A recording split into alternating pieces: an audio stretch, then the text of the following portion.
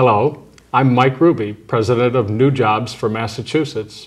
We're an advocacy group working to reduce the barriers to private sector job growth in Massachusetts. We're here with Tom Keyes, who's a candidate for state senate in the Plymouth and Barnstable district for the election being held on November 6th, 2012. And Tom is going to tell us more about what he has seen and heard and some of his positions. Tom? Hi, Mike. Thanks for joining me today. I appreciate that. You know, the campaign is going strong. You know, we've been in this race. In 2010, we ran and got 48% of the vote. And so here we are. We're running for the same seat, the Plymouth and Barnstable district, going from Pembroke down to Falmouth. And what we see more than anything else is frustration on behalf of the voters. The voters they're looking for a change. How do they express this to you? Well, you know, whether it's phone calls or I'm doing events or I'm knocking on an incredible amount of doors, people want to talk about where the state is going or where it hasn't gone. You know, the state over the last, say, 20 years has gone in a direction where we're losing population, we're losing businesses. Yes. And those two alone is a combination for a disaster for the state's economy. When voters, when you meet them, shake their hands, go to their doors, what do they say to you? Think of some of the phrases that voters have used. Well, you know, this is the Plymouth and Barnstable district, and I am running against the Senate President, Therese Murray, and one of the things that comes up constantly is, so what's going on with the probation scandal? They're frustrated with the corruption. You know, Massachusetts, in just recent history, we've had multiple senators go to jail. Yes. We've had problems with our speakers. We've had problems throughout the House with scandal, with patronage, and I guess we're leading the nation in having problems in the top offices here in you know, the Commonwealth of Massachusetts. And people are frustrated, and they've had enough. And you know, when they find out that I'm an ethics and compliance officer, as well as being a management consultant, they say, wow, an ethics and compliance officer up at Beacon Hill? Boy, we could use that. That would be different, I'll bet. It would. One of the things that I think people are going to be surprised about when they go back to the school schedule in the fall is that the House and Senate in the state have voted to unionize all the daycare workers across the state, including management and owners. And it's hard to believe that will have a positive effect on people who are trying to make ends meet, take care of their kids, and go to work. Have you been following this? Oh my goodness, yes. This is a real shame on so many levels. You know, here's the law that if you have a home daycare and you can have up to 6 children in your care at your home, and typically it's people that want to stay home with their young child yet still have an income so they can turn their home into a daycare during the day and stay home with their own child. These are entrepreneurs, people trying to figure out how can we have children as well as you know, survive in this economy. I know a lot of people that have done this. And you know, it's not a way to get rich. It's a way to Correct. have an income and take care of your own family.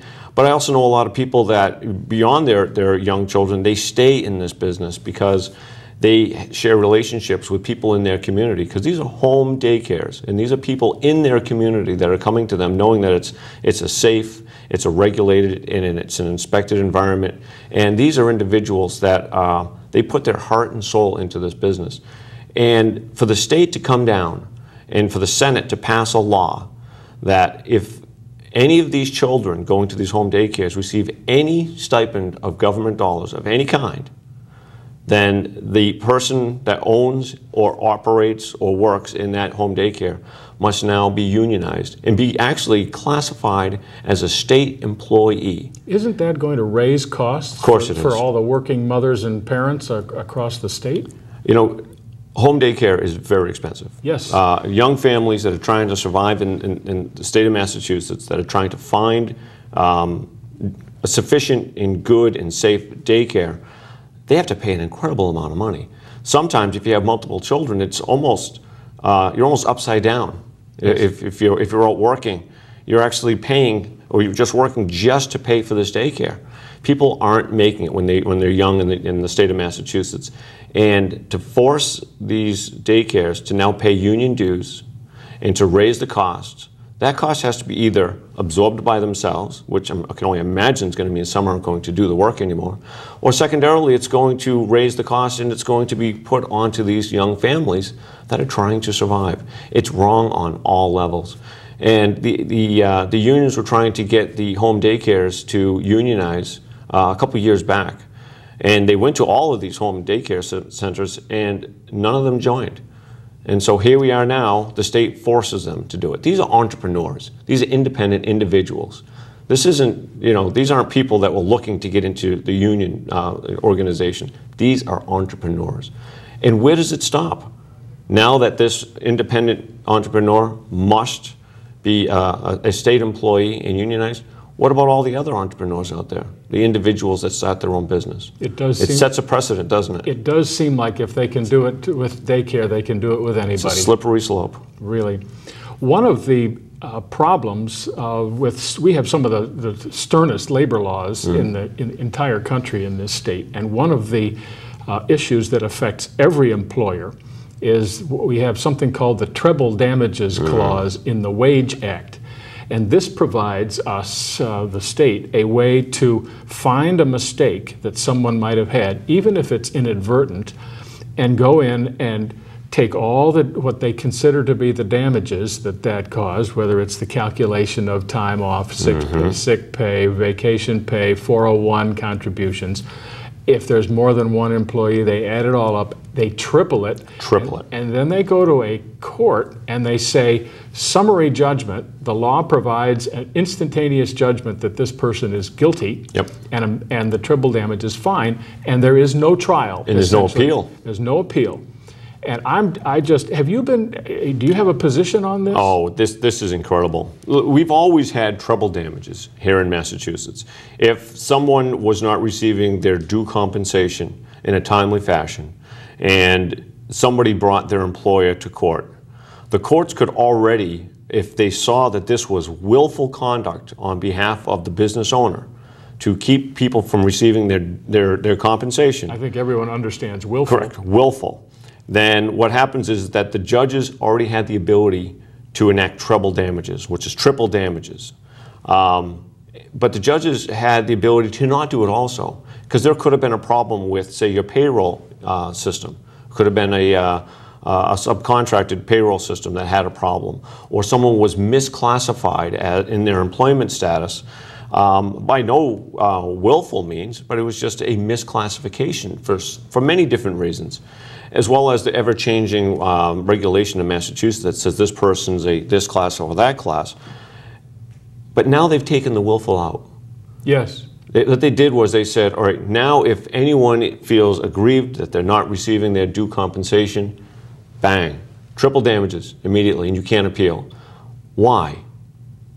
I don't understand why. To do that to a state that's already has a bad reputation with keeping businesses here in the state, to then throw this on top, I just don't understand where they're going with this. It threatens every employer in the state. Of course it does. It seems like an outrage to me. The other thing that I have a question about is, have you been following this thing about Dunkin' Donuts and tips? Could you fill me in on that? Oh, yeah. Here we go. And this is, one, it's a bad law, and two, this is what's going on up at Beacon Hill. You look at this thing with Dunkin' Donuts. I mean, we can say, the term, America runs on Dunkin' Donuts. Yes. Well, I can tell you that my opponent, Therese Murray, is not running on Dunkin' Donuts.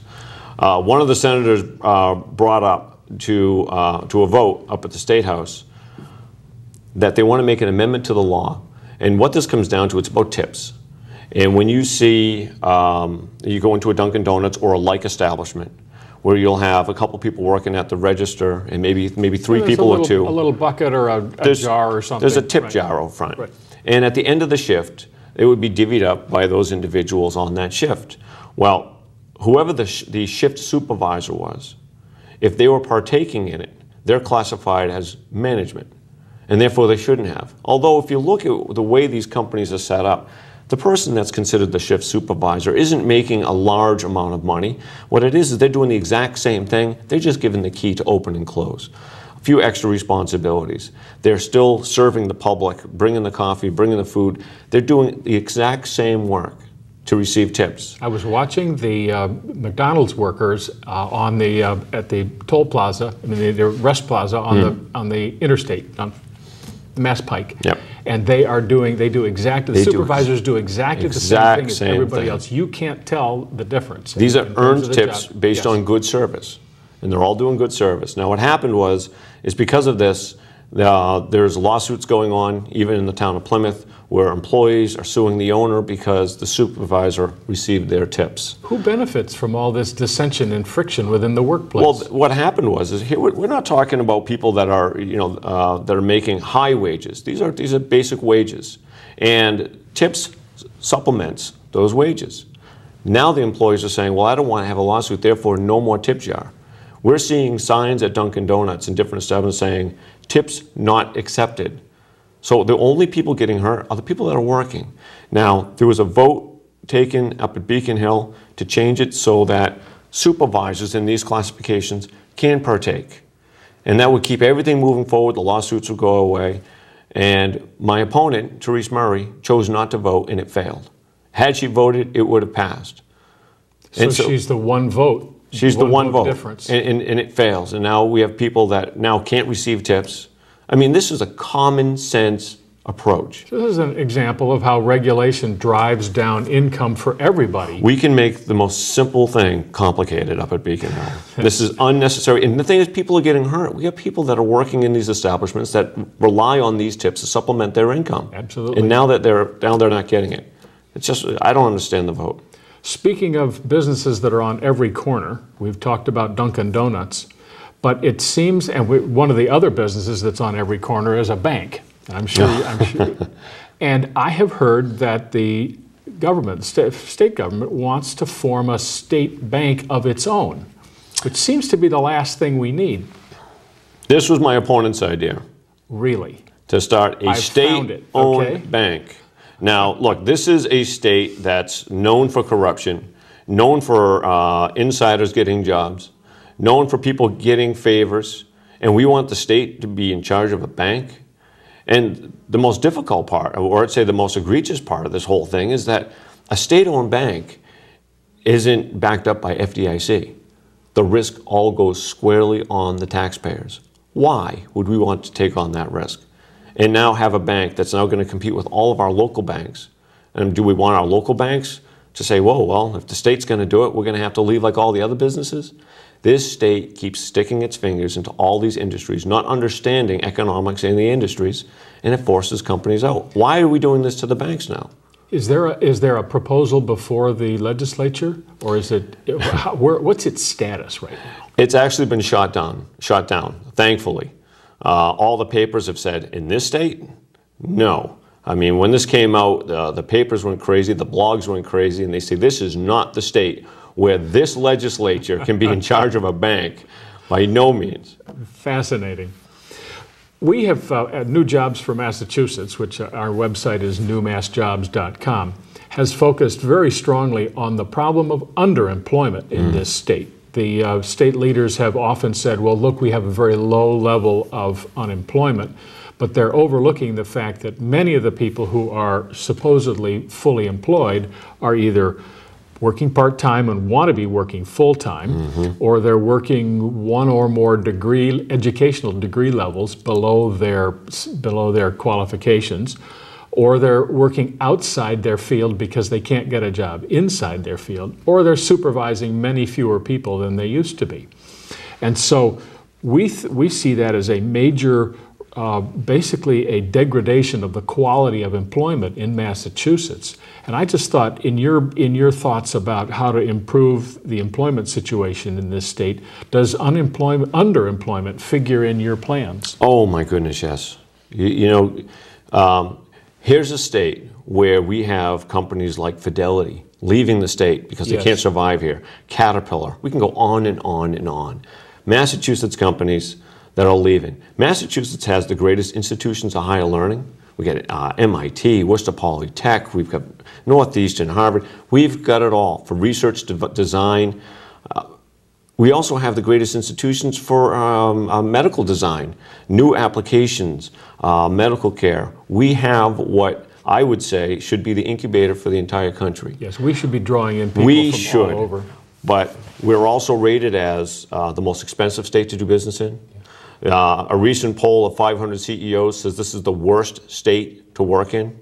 They don't want to bring a business here.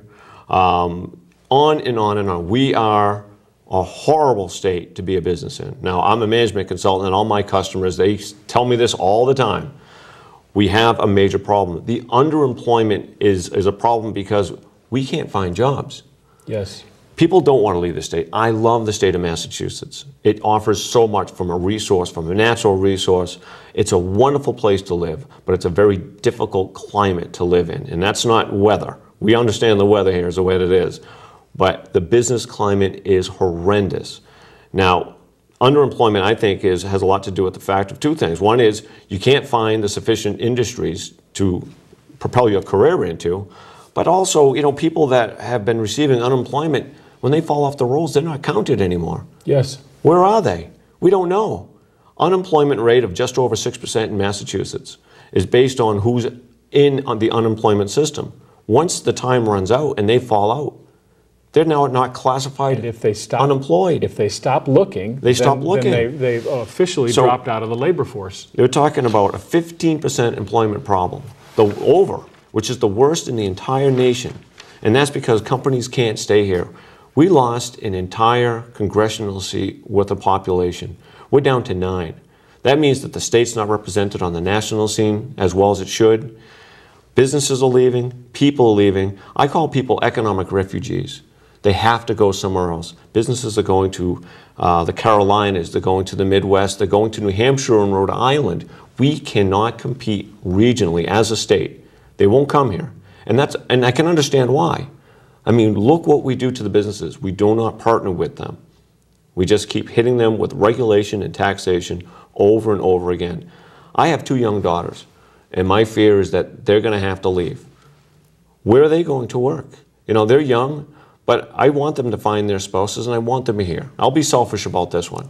I want them here. I don't want them going to Carolinas or the Midwest or other states. I want them here with me. And so, we need to turn this around. We cannot continue down the same path. For the last 20 years, we've been heading in this direction. Hurting business, people leaving. We haven't changed course. There's nothing to show that we've changed course as a state. It's going to continue. So we need to change course now. And I'll be selfish about my children. I need them here with me. I think there are many parents that would share exactly that sentiment. But we graduate 86,000 college graduates a year, and we do not have 86,000 new jobs for them. Oh, goodness, no. We have retirees who would like to work part-time and to supplement their pension and income, and we don't have 130,000 part-time jobs for them either. We're doing it to ourselves. Well, I think it would be very interesting to have a business person on Beacon Hill getting a different perspective and doing different things. One of the things that we've been keeping our eye on is the effort, pro and con, to affect who's voting. And I've noticed that the state is mailing out voter registration cards to the EBT beneficiaries, which sounds like a form of interference in the voting process. Do you have a position on this? Oh, I do. If voter cards are to be sent out, they should be sent out by elections officials, not agencies. Really First and foremost, it should be coming out of the Secretary of State, William Galvin's office, because that ensures that at least it's coming out of the agency that's got the role and responsibility of making sure the elections are fair and that nothing's happening outside of their knowledge. Who's sending them out now, Tom? This is Health and Human Services. There was a lawsuit that individuals that there's a lawsuit where an individual went in to renew their benefits, and at that point they didn't receive a voter registration card. Therefore, a lawsuit came, and now somehow the way to remedy this is that they need to send out to 500,000 individuals receiving benefits. voter registration with a self-stamped return addressed envelope. So this is not the charter of Health and Human Services. No, and this is over $250,000 in effort to send these out from the state coffers. Now, why is it coming from one agency, and why is it going to one segment of the population? If voter registration cards are to be sent out, they should be sent out across the board. Absolutely. Not just one group. And if let's say there was a problem, maybe an agency wasn't doing the right thing, then what should be done to rectify it is that people should be notified that they can come receive these things. That maybe everyone should be notified of the error and that they can come. But to have to mail these out to all these individuals with the return, they've never done that before. And it's just, I guess it's too much of a coincidence it's happening during a hot political year. What response did your opponent have when this issue came up? None. Really? Nothing. And you know, that's the unfortunate part. You know, you're a senator. You don't represent the state. You don't represent, you know, just your party. When you're a senator, when you're an elected official, you represent your district, which is everyone in the district. No matter how they lean or what their affiliations are, you represent everyone. And people are very upset about this issue. It's all over the papers, all over the blogs. I hear about it all the time, and I hear nothing from my opponent. Now, something needs to be done. This needs to be corrected. She's one of the 3 highest government officials in the state. Correct. And we hear absolute silence. That's very regrettable. I agree. Regrettable. One of the big deterrents that we see to job growth is the high rate of taxation and the multiple ways of taxation in this state. It seems to me and to our organization that when you take $100,000 in taxes out of someplace, that's $100,000 in capital that business would be spending on expansion and strengthening itself. And I just thought, I wanted to ask, when you're on Beacon Hill, how will you work to reduce the tax burden? We need to make sure that the state is competitive. And the way the state can be competitive is we need to look at who we're competing with. We're competing with New Hampshire, Rhode Island, New York, Carolinas. We're competing globally. And if our costs of doing business are higher than neighboring states, then we understand immediately that we're not going to receive the economic stimulus from people growing businesses here in the state. So first and foremost, we need to understand what our competitors are doing and make sure we're competitive. Now, this is something that I understand as a free market individual, as a person in industry. I understand competition. I don't think the state does that very well. We need to compete. Our businesses are leaving. We need to reduce our corporate tax rate. We need to bring our sales tax back down to 5%. We do this to ourselves. We just keep moving forward with higher taxes, more regulations, without understanding what some would call the law of unanticipated consequences. I reject that. You can anticipate all the consequences. You need to be able to predict what's going to happen. Enough with just looking at what's going to happen in this legislative body this year. What does every decision we make, what's the impact on the state 5 years out, 10 years out? Every decision that we make might have a limited cost that year that we made the decision. But if we created a new agency, a new super agency, what's it going to cost in 5 years? Look at the health care bill that just came through. We had a health care bill that just got passed, which is over 370 pages. And this is to revise the 2006 health care bill in Massachusetts that created what some would call, you know, the Romney Care. Now, here we have a health care bill that mandates everyone have health insurance. Well, the health care in Massachusetts got so much more expensive than every other state. It's through the roof. So we passed another law. The original one in 2006 was 70 pages. Now we just passed one over 370 pages to make it more efficient. I don't think it's hard to believe that's going to be the case. Well, in it also, there's a $40 million agency that's now going to oversee all of the hospital and care facilities to make sure they're doing what they consider is right. Now, that $40 million agency, what do you think it's going to cost us 8 years from now, 10 years from now? It's not going to be the same $40 million. It's going to grow. Government agencies aren't good at keeping their costs down low. Now, then you look at this bill got passed just a couple of weeks ago. The governor signed it. the week after that, Moody's comes out with a report saying that because of this bill, the large hospitals in Massachusetts that we covered, the large hospitals are now going to be downgraded in their economic opportunities. Moody's is coming out with this, and they're the ones that do all the bond ratings across the country. They said that they're going to be hurt because their ability as an organization to consolidate costs, to maybe consume or merge with another entity, they can't do that without the permission of this new agency. So therefore, they can't act. And when you look at agencies that rate bond ratings, Moody's, Standard & Poor's, a few others, a large factor to that rating is your ability to manage your organization during hard fiscal times. Yes. And now that's been taken away. They can't do it without permission. And that's really incredible. They weren't looking down the road at what this is going to do. Again, here we are. The state's not looking past lunch again. It's terrible.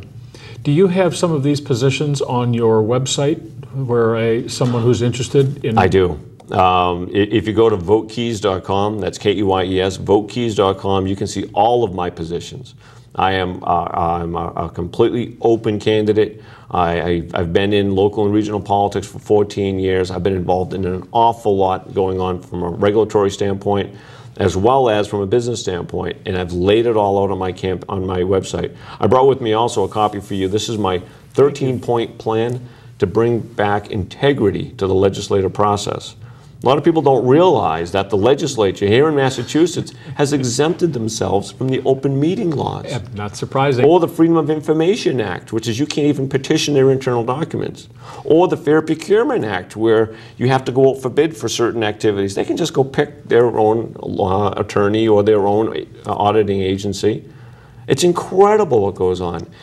Look, they put down a law that says all the boards and committees throughout the state, whether you're a selectman or a planning board or a council on aging, you must do the public's work in front of the public, open and fair. That's basically what it means in a nutshell. They've exempted themselves from this own provision. I mean, that has to change immediately, and that's an internal process.